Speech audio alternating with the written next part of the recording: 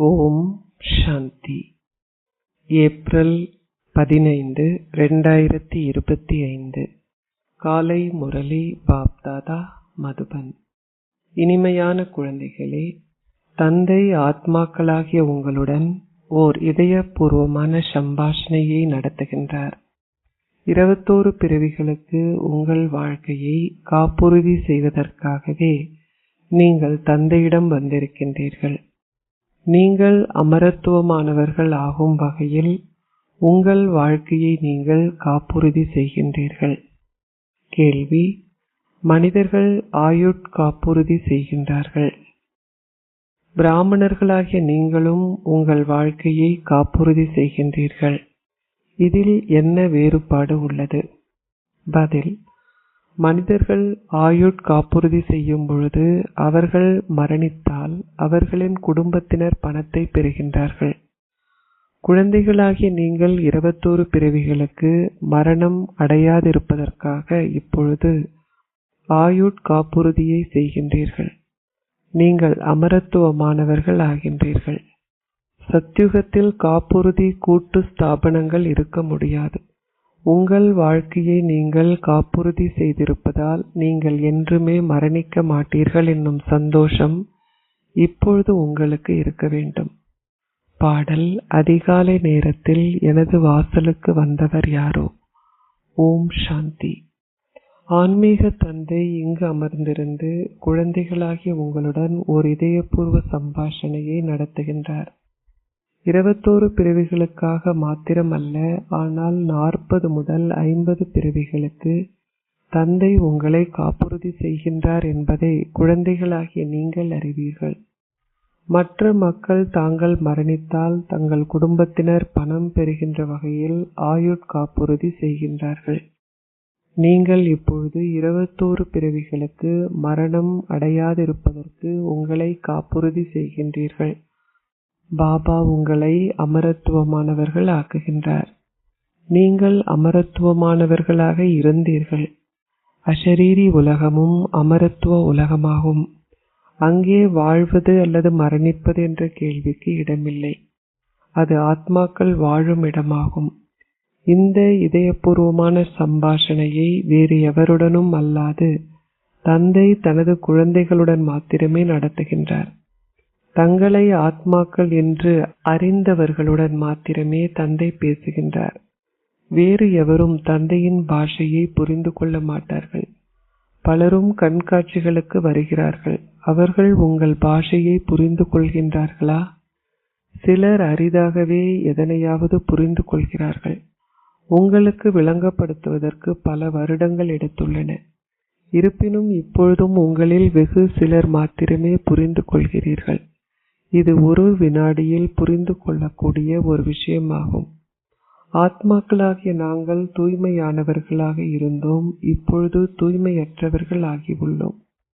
இப்பொழுது நாங்கள் மீண்டும் தூய்மையானவர்கள் ஆக வேண்டும். அதற்கு நாங்கள் இனிய தந்தையை நினைவு செய்ய வேண்டும். அவரை விட இனிமையானவர் எவரும் இல்லை. இந்த நினைவில் மாத்திரமே மாயையின் தடைகள் வருகின்றன. பாபா உங்களை அமரத்துவமானவர்களாகவே வந்துள்ளார் என்பதையும் நீங்கள் அறிவீர்கள். நீங்கள் அமரத்துவமானவர்கள் ஆகுவதற்கான முயற்சியை செய்து அமரத்துவ தாமத்தின் அதிபதிகள் ஆக வேண்டும். நீங்கள் அனைவரும் அமரத்துவமானவர்கள் ஆகுவீர்கள். சத்யுகம் அமரத்துவ தாமம் என்று அழைக்கப்படுகிறது. இது மரண பூமியாகும். அதுவோ அமரத்துவ கதையாகும். சங்கரர் பார்வதிக்கு மாத்திரம் அமரத்துவ கதையை கூறினார் என்றில்லை. அக்கதைகள் அனைத்தும் பக்தி மார்க்கத்திற்கான கதைகளாகும். குழந்தைகளாகிய நீங்கள் நான் கூறுவதை மாத்திரமே கேட்க வேண்டும். சதா என்னை மாத்திரம் நினைவு செய்யுங்கள். நான் மாத்திரமே உங்களுக்கு இந்த ஞானத்தை கொடுக்க முடியும். நாடக திட்டத்திற்கு ஏற்ப முழு உலகமும் தமோ பிரதானம் ஆகியுள்ளது. அமரத்துவ தாமத்தில் ஆட்சி செய்தல் என்றால் ஓர் அமரத்துவ அந்தஸ்தை அடைதல் என்று அர்த்தம். அங்கே காப்புறுதி கூட்டு ஸ்தாபனங்கள் போன்றவை இருக்க முடியாது. உங்கள் வாழ்க்கை இப்பொழுது காப்புறுதி செய்யப்பட்டுள்ளது. நீங்கள் என்றுமே மரணிக்க மாட்டீர்கள். புத்தியில் இந்த சந்தோஷம் இருக்க வேண்டும். நாங்கள் அமரத்துவ தாமத்தின் அதிபதிகள் ஆகின்றோம். எனவே அமரத்துவ தாமம் நினைவு செய்யப்பட வேண்டும்.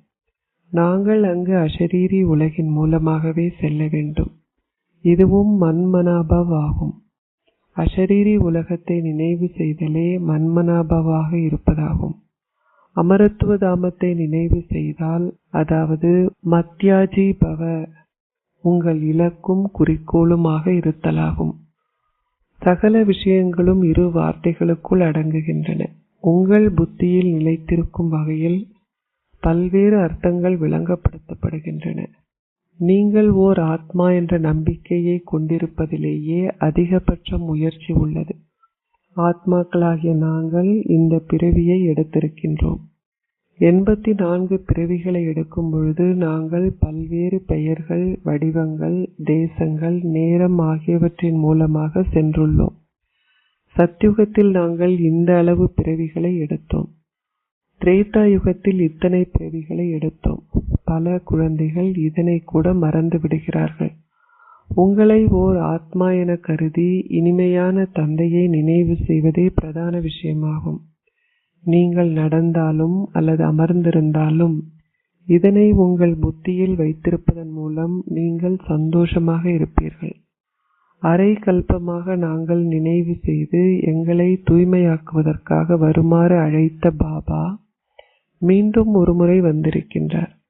நீங்கள் அஷரீரி உலகிலும் அமரத்துவ தாமமான சத்யுகத்திலும் இரண்டிலும் தூய்மையாக இருக்கின்றீர்கள். மக்கள் முக்தி அடைவதற்காகவோ அல்லது கிருஷ்ணதாமத்திற்கு செல்வதற்காகவோ பக்தியில் முயற்சி செய்கிறார்கள். நீங்கள் அதனை முக்தி என்று அழைத்தாலும் அல்லது சப்தத்திற்கு அப்பாற்பட்ட தாமம் என்று அழைத்தாலும் ஓய்வு ஸ்திதி என்ற வார்த்தையே சரியானதாகும். ஓய்வு ஸ்திதியில் இருப்பவர்கள் நகரங்களில் வாழ்கிறார்கள்.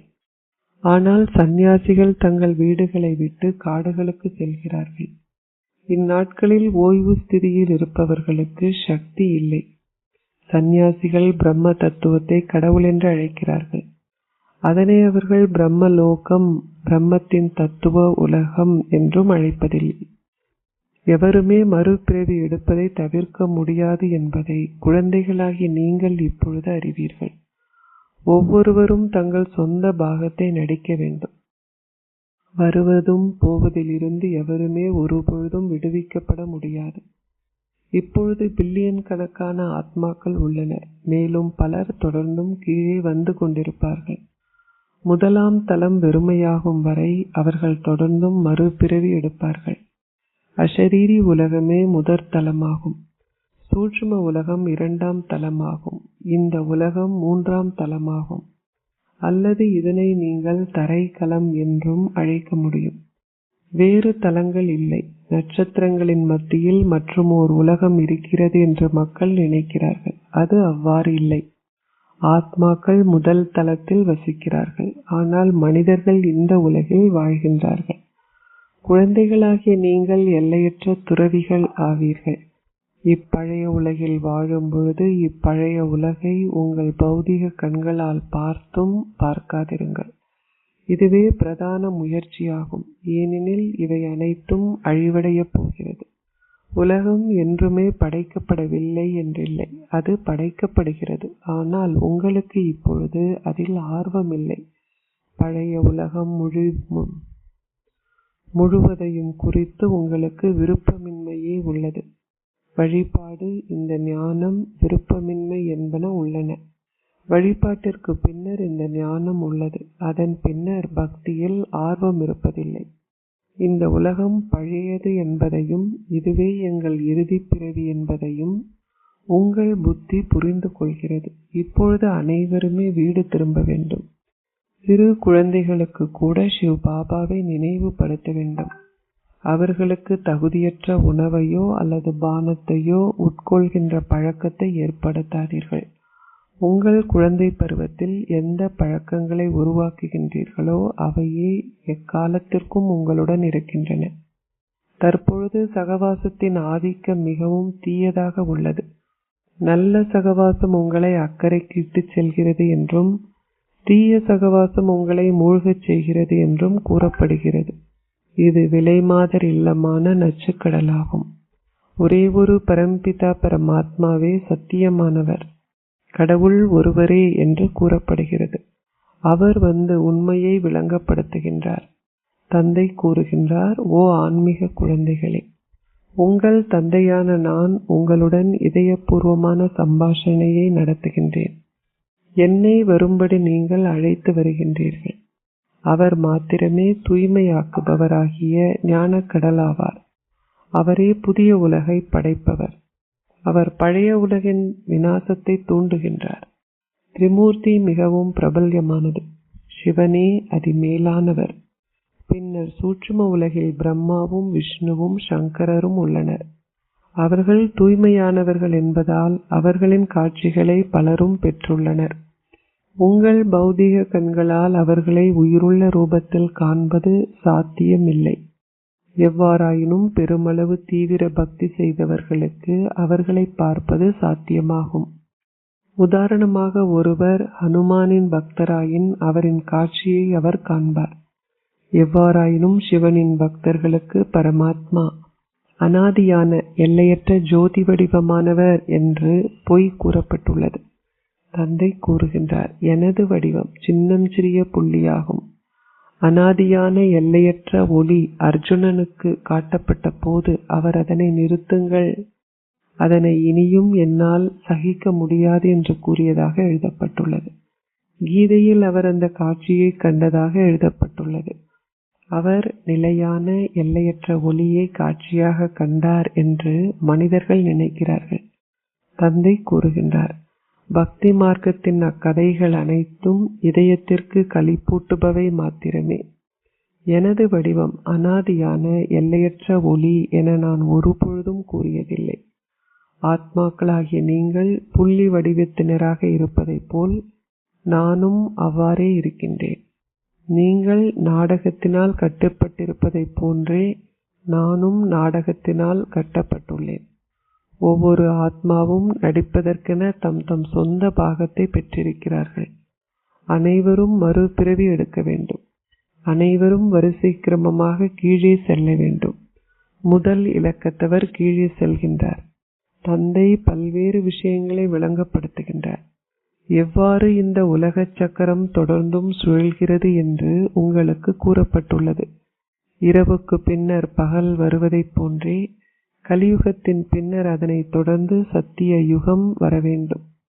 பின்னர் திரேதா யுகம் போன்றன பின் தொடர்கின்றன. அதன் பின்னர் இந்த சங்கம யுகம் வருகிறது. இந்த சங்கம யுகத்தில் மாத்திரமே தந்தையால் உங்களை மாற்ற முடியும். சத்தோ பிரதானமாக இருந்தவர்கள் இப்பொழுது தமோ பிரதானம் ஆகி உள்ளீர்கள். அவர்கள் மீண்டும் சதோ பிரதானம் ஆகுவார்கள். நீங்கள் ஓ தூய்மையாக்குபவரே வாருங்கள் என்று அழைத்தீர்கள். ஆகவே தந்தை இப்பொழுது கூறுகின்றார், மன்மனாபவ், நான் ஓர் ஆத்மா. நான் இப்பொழுது தந்தையை நினைவு செய்ய வேண்டும். அரிதாகவே எவரும் இதனை மிக சரியாக புரிந்து கொள்கிறார்கள். ஆத்மாக்களாகிய எங்களின் தந்தை மிகவும் இனிமையானவர். ஆத்மாவே இனிமையானவர். ஷரீரம் அழிக்கப்படுகிறது. ஆத்மா இங்கே வரவழைக்கப்படுகின்றார். ஆத்மாவின் மீது மாத்திரமே அன்பு உள்ளது. ஆத்மாவிலேயே சமஸ்காரங்கள் உள்ளன. ஆத்மாவே கற்பவரும் கேட்பவரும் ஆவார். ஆனால் ஷரீரமோ மரணிக்கிறது. ஆத்மாக்களாகிய நாம் அமரத்துவமானவர்கள். ஆகையால் எனக்காக நீங்கள் ஏன் அழுகின்றீர்கள்? இது ஷரீர உணர்வாகும். உங்கள் அன்பு ஷரீரத்திற்கானதாகும். ஆனால் உங்கள் அன்பு ஆத்மாவின் மீதே இருக்க வேண்டும். உங்கள் அன்பு அழிவற்றவையின் மீதே இருக்க வேண்டும். நீங்கள் அழியக்கூடியவற்றின் மீது அன்பு வைப்பதாலேயே சண்டை சச்சரவில் ஈடுபடுகின்றீர்கள். சத்யுகத்தில் அனைவரும் ஆத்ம உணர்வுடையவர்கள்.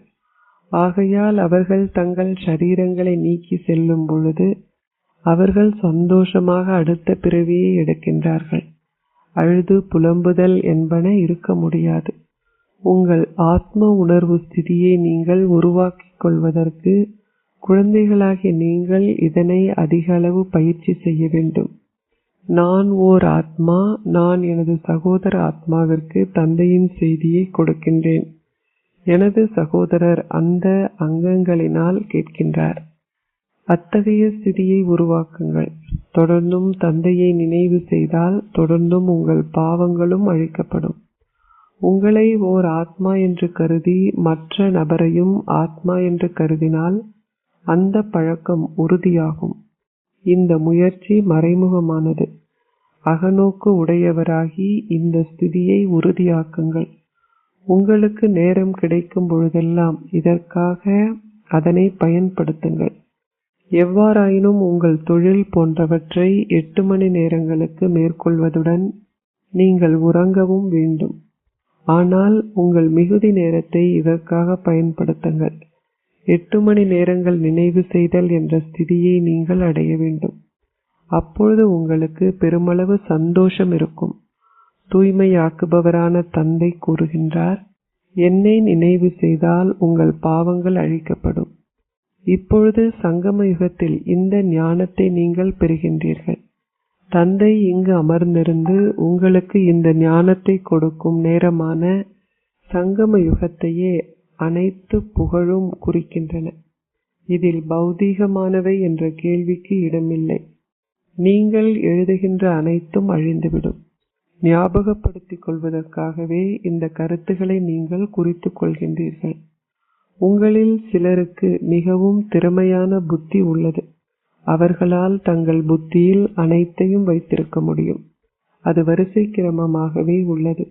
தந்தையையும் முழு சக்கரத்தையும் நினைவு செய்வதே பிரதான விஷயமாகும். எந்த ஒரு பாவ செயலையும் செய்யாதீர்கள். வீட்டில் உங்கள் குடும்பத்துடன் வாழும் பொழுதும் நிச்சயமாக தூய்மையாக இருங்கள். சில குழந்தைகள் தீய எண்ணங்களை கொண்டிருப்பதால் அவர்கள் நினைக்கிறார்கள், நான் இவரை அதிக அளவு விரும்புகின்றேன். தாங்கள் தூய திருமணம் செய்ய விரும்புவதாக அவர்கள் கூறுகிறார்கள். எவ்வாறாயினும் அவர்களது நண்பர்களும் உறவினர்களும் அதிக அளவு தொந்தரவுகளை விளைவிக்கும் போது மாத்திரமே அவர்களை பாதுகாப்பிற்காக அவர்கள் தூய திருமணம் செய்வதற்கு அனுமதிக்கப்படுகிறார்கள். தாங்கள் தூய திருமணம் செய்ய விரும்புவதாக அனைவரும் கூறுவார்கள் என்றில்லை. அனைவராலும் தூய்மையாக இருக்க முடியாது. அவர்கள் முதல் நாளே சென்று சாக்கடைக்குள் வீழ்கின்றார்கள். அவர்களது இதயம் ஒருவர் மற்றவரின் பெயரினாலும் வடிவத்தினாலும் கவரப்படுகிறது. இது மிகவும் தீயதாகும். தூய திருமணம் செய்தல் என்பது உங்கள் மாமியாரின் வீட்டிற்கு செல்வதை போன்றதல்ல. அவர்களின் இதயம் ஒருவர் மற்றவர் மீது கவரப்படும் பொழுது தாங்கள் தூய திருமணம் செய்ய விரும்புவதாக அவர்கள் கூறுகிறார்கள். இதனை குறித்து உறவினர்கள் மிகவும் எச்சரிக்கையுடன் இருக்க வேண்டும். அத்தகைய குழந்தைகளினால் எந்த பயனும் இல்லை என்று புரிந்து கொள்ளப்பட வேண்டும். எவர் மீது இதயம் கவரப்பட்டுள்ளதோ அவரிலிருந்து அவர் விடுபட வேண்டும். இல்லாது விட்டால் அவர்கள் தொடர்ந்தும் ஒருவரோடு ஒருவர் பேசிக் கொண்டிருப்பார்கள். இந்த ஒன்று கூடலில் இருக்கும் பொழுது பெருமளவு எச்சரிக்கையுடன் இருக்க வேண்டும். நீங்கள் முன்னேறி செல்லும் பொழுது ஒன்று கூடல் மிகவும் சட்டதிட்டமாக இருக்கும். அத்தகைய எண்ணங்களை கொண்டிருப்பவர்கள் இங்கு வர அனுமதிக்கப்பட மாட்டார்கள். ஆன்மீக சேவை செய்வதற்கு எப்பொழுதும் ஆயத்தமாக இருக்கின்ற குழந்தைகளும் யோகத்தில் நிலைத்திருந்து சேவை செய்பவர்கள் மாத்திரமே சத்யுக ராஜ்யத்தை ஸ்தாபிப்பதில் உதவியாளர்கள் ஆகின்றார்கள். சேவை செய்கின்ற குழந்தைகளுக்கு தந்தையின் வழிகாட்டல்கள் ஓய்வெடுத்தல் நல்லதல்ல. பெருமளவு சேவை செய்பவர்கள் நிச்சயமாக அரசர்களும் அரசிகளும் ஆகுவார்கள். பிறரை தங்களைப் போல் ஆக்குவதற்கு முயற்சி செய்பவர்களுக்கு பெருமளவு சக்தி உள்ளது. நாடகத்திற்கு ஏற்ப ஸ்தாபனை இடம்பெற வேண்டும். கருத்துகள் அனைத்தையும் மிகவும் நன்றாக கிரகித்து சேவை செய்வதில் மும்முரமாக இருங்கள். ஓய்வெடுப்பது நல்லதல்ல. சேவையை தவிர வேறெதுவும் இல்லை என்றிருந்தாலே உங்களால் ஓர் உயர்ந்த அந்தஸ்தை பெற முடியும். முகில்கள் வருகின்றன, புத்துணர்ச்சி பெற்ற பின்னர் சேவை செய்ய செல்கின்றன. நீங்கள் செய்வதற்கு பெருமளவு சேவை உள்ளது. மக்களால் விரைவாக புரிந்து கொள்வதற்கு உதவும் வகையில் பல்வேறு படங்கள் உருவாக்கப்படும்.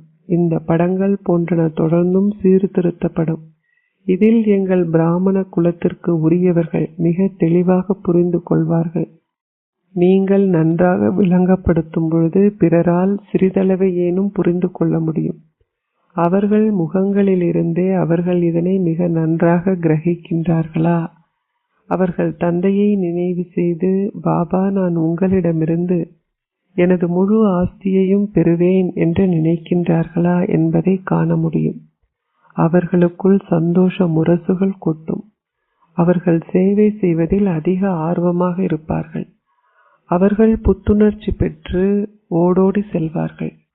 ஒவ்வொரு நிலையத்திலும் உள்ள பலரை சேவை செய்வதற்கு ஆயத்தம் செய்ய வேண்டும். உங்கள் சேவை தொலைவாகவும் பரந்தும் விரிவடையும். அவர்கள் உங்களுடன் இணைந்து செயற்பட ஆரம்பிப்பார்கள். சந்நியாசிகள் வருகின்ற நாளும் வரும். அது இப்பொழுது அவர்களது ராஜ்யமாகும். மக்கள் அவர்களின் காலில் வீழ்ந்து வணங்குகிறார்கள். தந்தை கூறுகின்றார், அவை அனைத்தும் பஞ்ச தத்துவங்களின் வழிபாடாகும். எனக்கு பாதங்கள் இல்லை. ஆகையாலேயே அவர்கள் என்னை வழிபடுவதை நான் அனுமதிப்பதில்லை. நான் இந்த ஷரீரத்தை கடனாக பெற்றுள்ளேன். ஆகையால் இந்த ஷரீரம் பாக்ய ரதம் என்று அழைக்கப்படுகிறது.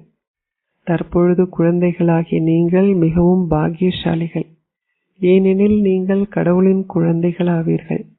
ஆத்மாக்கள் நீண்ட காலம் பரமாத்மாவிடமிருந்து பிரிந்திருந்தார்கள் என்று கூறப்படுகிறது.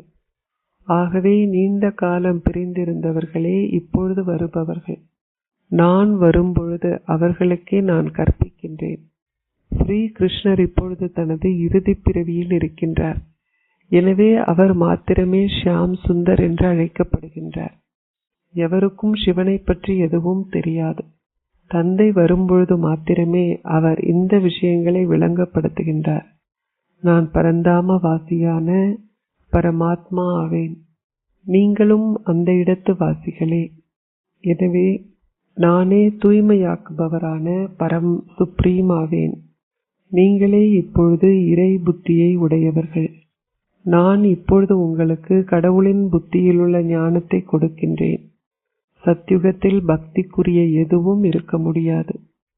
நீங்கள் இப்பொழுது இந்த ஞானத்தை பெறுகின்றீர்கள். அச்சா, இனிமையிலும் இனிமையான அன்பிற்குரிய, எப்பொழுதோ காணாமல் சென்று இப்பொழுது கண்டெடுக்கப்பட்டிருக்கும் குழந்தைகளுக்கு உங்கள் தந்தை தாயாக இருக்கும் பாப் தாதாவின் அன்பும் நினைவுகளும் காலை வந்தனங்களும்.